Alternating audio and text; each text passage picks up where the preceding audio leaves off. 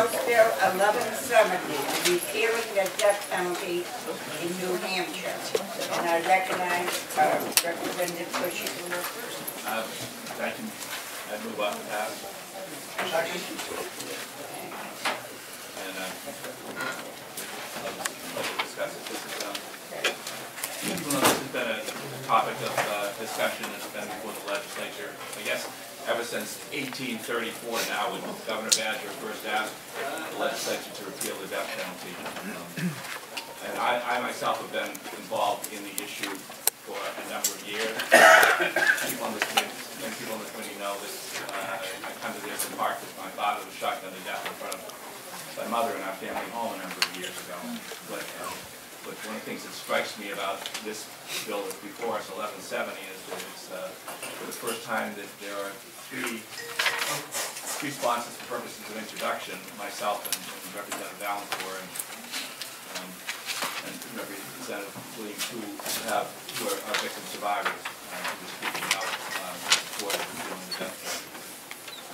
I was struck by the hearing that we had by a number of things. One of them that hit me right away was to see former Attorney General Philip McLaughlin and former Attorney General Greg Smith begin their testimony before the committee.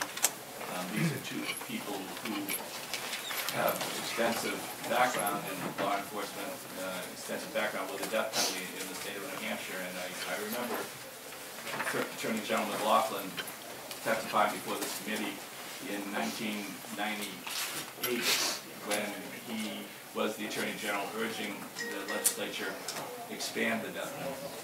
And when he spoke the other day about repealing the death penalty, I thought that was a voice of experience, and it was also kind of an indication of how thinking has changed in the state of New Hampshire, as well as in the rest of the country over the past few years. When New Hampshire passes this repeal bill, it will be the 7th state in the past 7 years that will have moved away from capital punishment.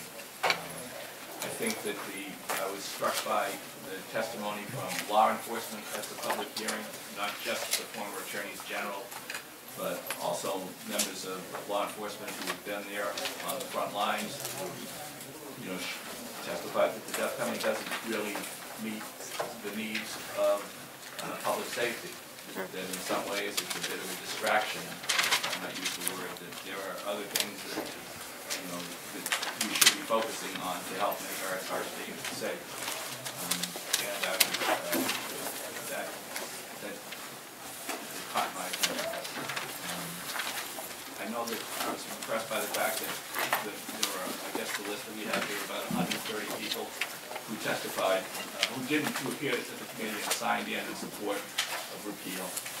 I was also, as one of the co-sponsors, I know that I believe there are about 117 in total people who are co-sponsoring this legislation for purposes of the permanent journal. And that represents the largest number of co-sponsors of a piece of legislation, any legislation that has been introduced in the history of the House of Representatives.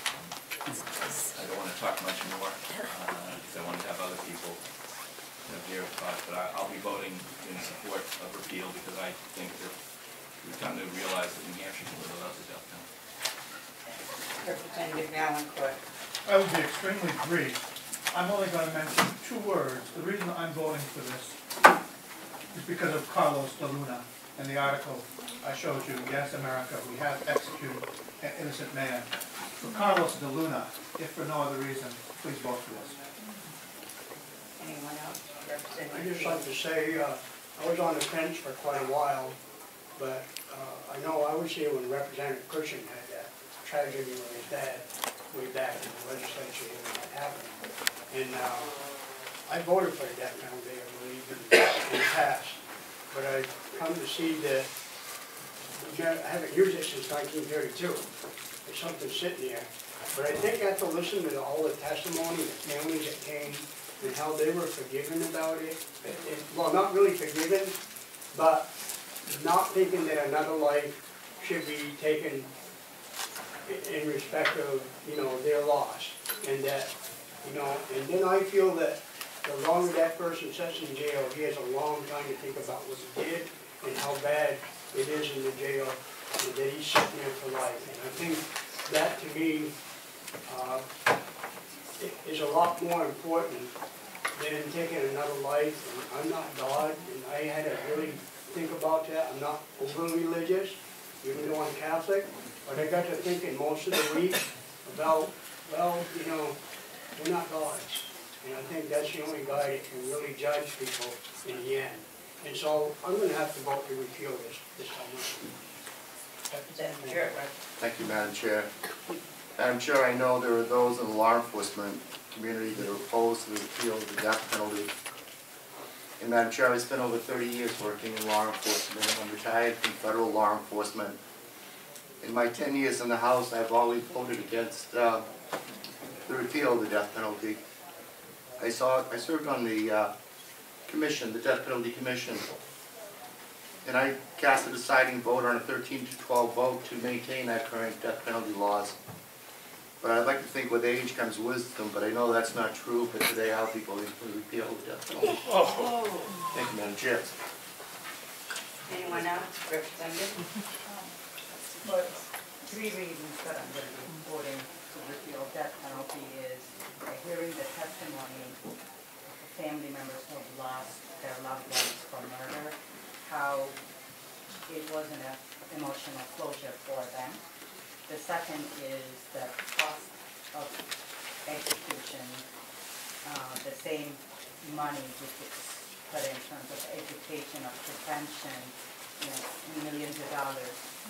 That both mine, you know, made me aware of what's at hand, and also to realize that there's 38 to 40% of murder are not solved.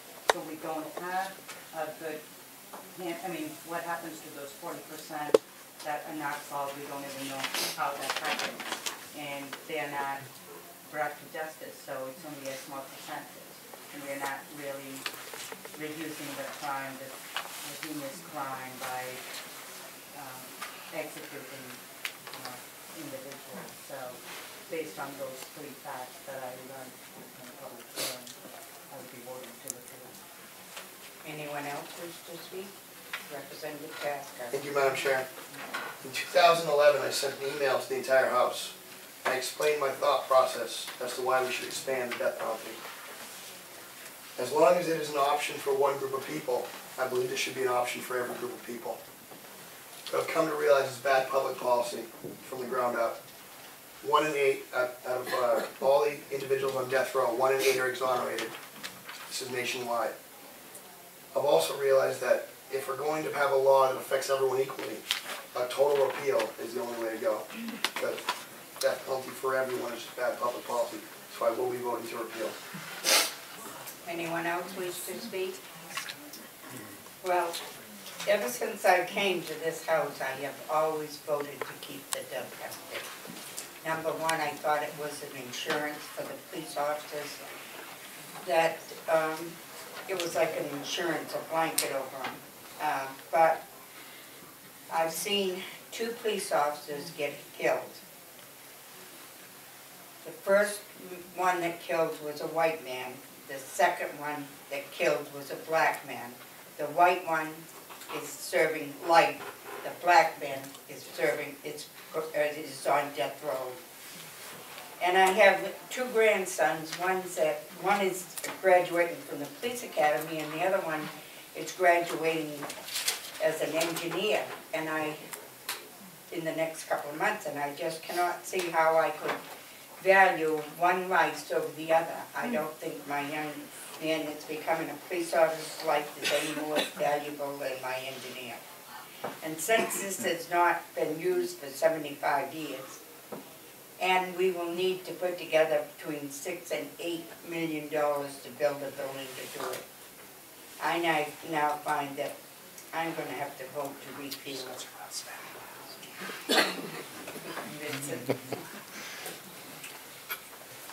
Anyone else? Representative Parsons.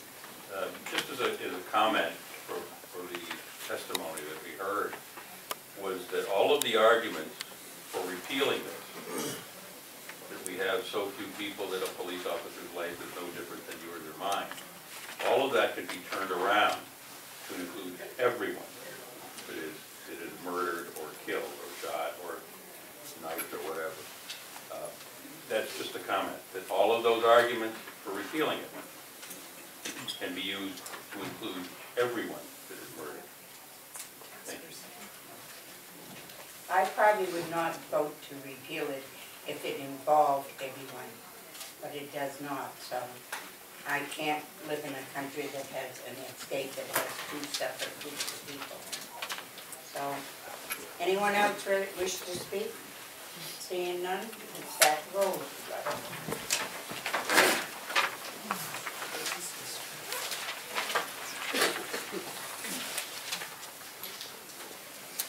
Representative Cushing. Yes. Representative Wu is not here. Representative Robertson. Yes. Representative Shirtliff. Yes. Representative Bover. No. Representative Grady. Yes. Representative Harriet Gaffney. Representative Hirsch. Yes. Representative Bover is not here. Representative Mangiapudi. Yes. Representative Fields. Yes. Representative Fesh. Yes. Representative Vilner. No. Representative Gagne. No. Representative Parsons. Robbie. He's Yes. thinking. Is that yes? Yes. Representative Tasker. Aye. Representative Warden. Yes. Representative Valencourt. For Carlos de Luna, yes. Representative Pandelakos. Yes.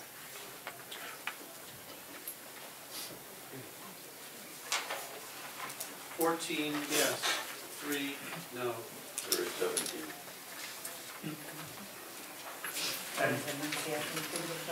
Madam Chairman? Yes. Now, somebody brought to us an amendment for this bill. Usually we hear the amendment first. Is there a way to if I make a motion on this amendment, will we have discussion on it? No, because we've already, the motion was already made before the amendment, and it's been voted on. He can put it on the floor of the House. More amendment. I'm sure there'll be another meeting.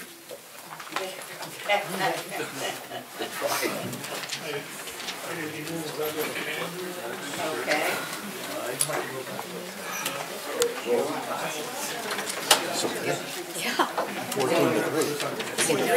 Who'd have thought that?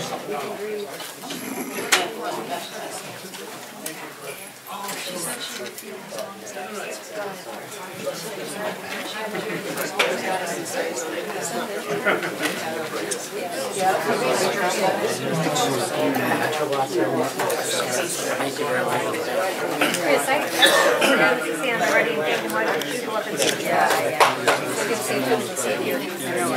I feel intimidated. Oh, here he's coming out anyway.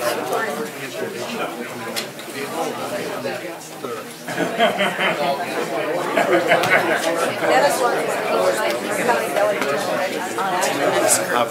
How'd that